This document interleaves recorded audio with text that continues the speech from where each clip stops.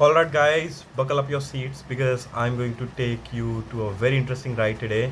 और हम जिस व्यक्ति के बारे में आज बात करने वाले हैं वो साइकोलॉजी का वेरी इंटरेस्टिंग और फेबुलस पर्सनैलिटी है, that is Sigmund Freud. Sigmund Freud की आज हम दो थियरीज कवर करेंगे, that is psychosexual theory and the concept of end ego super ego. ये आपको सारी competitive exam, various competitive exams, UGC net और साइकोलॉजी की बेसिक नॉलेज इवन आपकी डेली लाइफ में बहुत काम आने वाली है। तो without further adieu let's get started. तो first theory that we are going to take into consideration would be Freud's psychosexual theory. अब इसके अंदर इसके 5 जो हैं प्रोपोनेंट्स हैं। तो सबसे पहली जो स्टेज आती है that is oral stage. Oral stage के अंदर जो इरोजनस जोन होता है दैट कंट्रोल्स एवरीथिंग और जहाँ से आपको प्लेजर ड्राइविंग प्रिंसिपल मिलता है दैट इज माउथ। तो इसका ग्रेटिफाइंग एक्टिविटीज़ क्या हो जाएगी आप बहुत आराम से गेस कर सकते हैं, दैट वुड बी सकिंग। वो जैसे आप देखते हो ना अंगूठा चूस के जो बच्चे अंगूठा चूसते रहते हैं दैट इज देयर एरोजनस जोन। अब इस स्टेज में अगर किसी व्यक्ति की लाइफ में दिक्कत होती है तो किस प्रकार की प्रॉब्लम्स आती हैं। Number 1 smoking.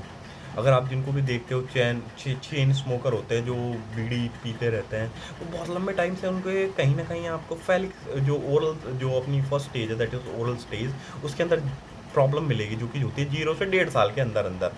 बहुत कॉन्स्टेंटली चू करना, नेल बाइट करना, है ना, ओवर ईटिंग करना, दारू पीना, ये सारे के सारे उस स्टेज के अंदर आते हैं।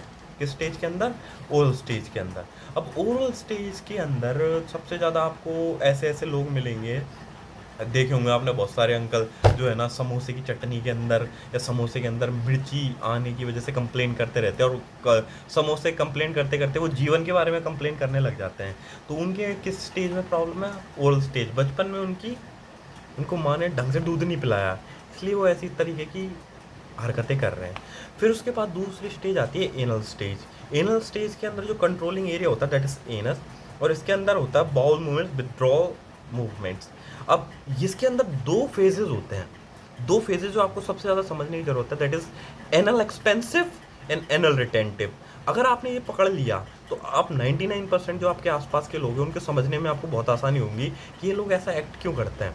कभी आपने घर पे किसी के घर पे देखे होंगे, ऐसी चाची देखी होगी कि जो अगर है ना बिस्तर पे थोड़ी सी भी सलवट पड़ जाए ना पागल हो जाती है, और उसकी है ना 20-20 साल पुरानी साड़ी उसने प्रेस करके ऐसे रखी होंगी, अखबार रखी होंगी, तो मतलब प्रिम एंड प्रॉपर, और थोड़ी सी भी गंदगी बर्दाश्त नहीं कर सकती। तो उस इंसान के अंदर किस स्टेज में प्रॉब्लम है?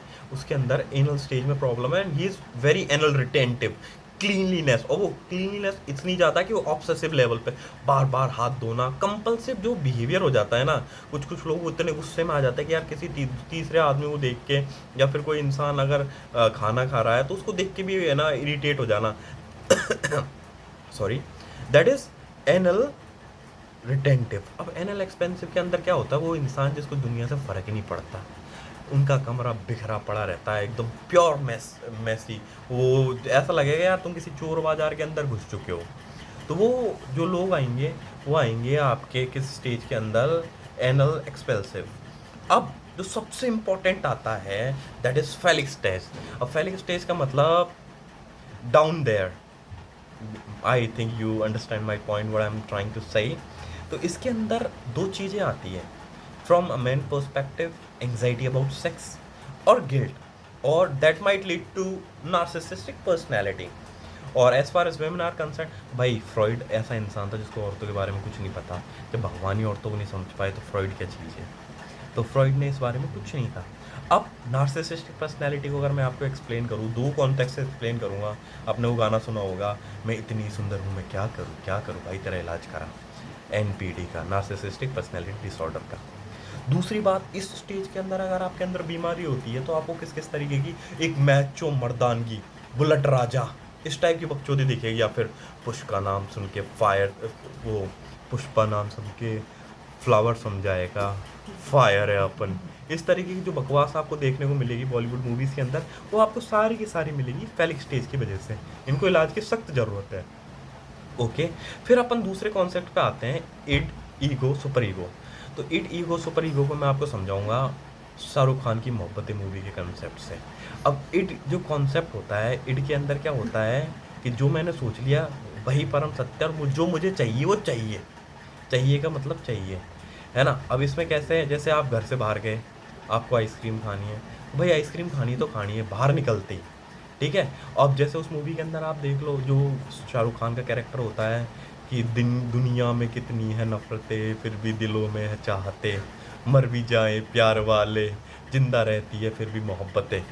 कॉन्ट्री टू दैट, अगर आप उसके अंदर जो अमिताभ बच्चन वाला कैरेक्टर है, उसके अंदर क्या, कौन सा कॉन्सेप्ट काम करेगा, सुपर ईगो वाला। सुपर ईगो के अंदर वो क्या बातें करता है, अनुशासन, प्रतिष्ठा, और हमारे यहाँ पे डिसिप्लिन चलेगा, रूल्स मतलब रूल्स, मोहब्बत मोहब्बत कुछ नहीं होती, मैं कुछ नहीं करने दूंगा। तीसरे स्टेज में आपको देखेंगे स्टूडेंट्स।